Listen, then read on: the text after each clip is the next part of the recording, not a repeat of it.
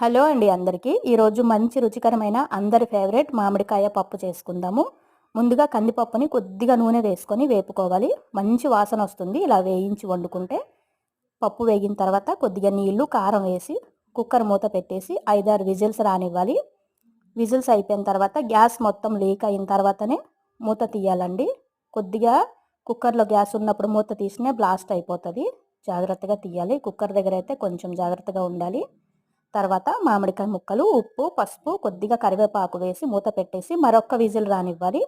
పక్కన పెట్టేసి ముందుగా కళాయి పెట్టుకొని ఆవాలు, జీలకర్ర, వెల్లుల్లి, పచ్చిమిర్చి, ఎండుమిర్చి, కరివేపాకు, ఉల్లిపాయ ముక్కలు వేసి బాగా వేపుకోవాలి. కొద్దిగా సాల్ట్ వేసి తాలింపు వేగిన తర్వాత పప్పు అందులో వేసుకోవాలి.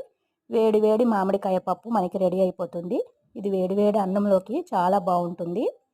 పక్కన బంగాళదుంప వేపుడు కానీ ఏదైనా వేపుడు ఉంటే చాలా చాలా బాగుంటుంది. Thank you.